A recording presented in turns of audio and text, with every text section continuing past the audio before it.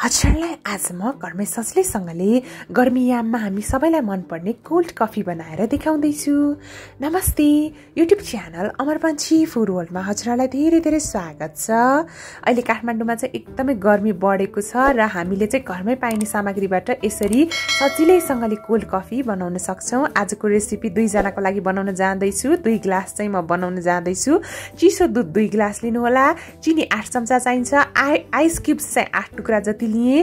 Coffee powder चाहिन्छ हामीलाई 4 चम्चा र कुनै पनि चकलेट लिन सक्नुहुन्छ। मैले चाहिँ डेयरी मिल्क एउटा लिए।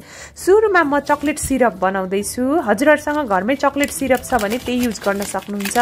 मसँग चाहिँ चकलेट सिरप छैन, त्यही भएर मैले चाहिँ यो डेयरी मिल्कलाई 4 पीस जति डेयरी मिल्कलाई चाहिँ 4 चम्चा यो पानीमा चाहिँ यसरी मेल्ट गर्दै छु।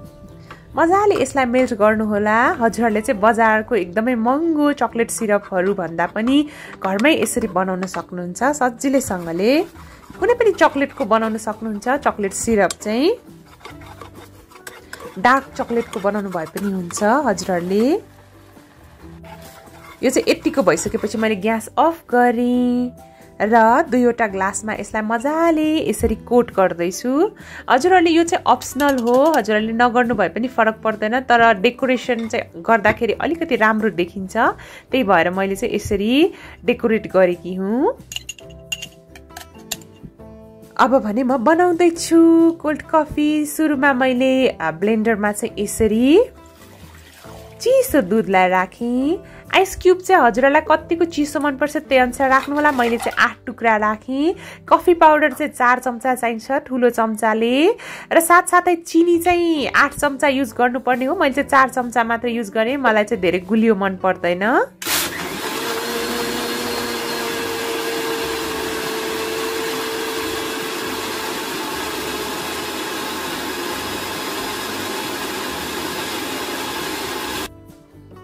हजुरहरुले जति मजाले ब्लेन्ड गर्नुभयो त्यति नै मजाको फोम निस्किन्छ यसबाट चाहिँ।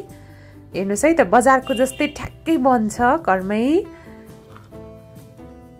कस्तो खाउ खाउ लाग्दो भइसकेको छ र माथिबाट यसलाई कसरी टपिङ गर्ने त्यो पनि हजुरहरुसँग म शेयर गर्दैछु है त। मेरो तरिकामा एकदमै सजिलो छ। मैले चाहिँ माथिबाट अलिअलि कफी पाउडर राखिदिएँ सजावटको लागि चाहिँ, र हजुरहरुले चाहिँ चकलेटहरु पनि राख्न सक्नुहुन्छ माथिबाट। मैले चाहिँ यही डेयरी मिल्क चकलेटलाई चाहिँ यसरी राखिदिएँ। यो आलु छिल्ने चीजले चाहिँ यसरी मैले चाहिँ माथिबाट चाहिँ चकलेट पनि राखिदिएँ र सजिलैसँगले घरमै तयार भइसकेको छ। हजुरहरुले पक्कै पनि आफ्नो किचनमा एकचोटि ट्राई गर्नु होला है, एकदमै मिठो बन्छ यो चाहिँ। आजको रेसिपी हजुरहरुलाई कस्तो लाग्यो? मन पर्यो भने भिडियोलाई लाइक, कमेन्ट र शेयर गर्न नबिर्सिनु होला। साथै मेरो च्यानल अमर पन्छी फूड वर्ल्डलाई सब्स्क्राइब पनि गरिदिनु होला है। र हजुरहरुलाई मैले कुनै पनि रेसिपी बनाएको हेर्न मन छ भने चाहिँ तल कमेन्ट सेक्सनमा कमेन्ट गर्न सक्नुहुन्छ। Thank you so much for watching. Have a nice day. Happy cooking to all of you. सधैँभरि खुसी रहनुहोला, मुस्कुराइरहनुहोला। Good by.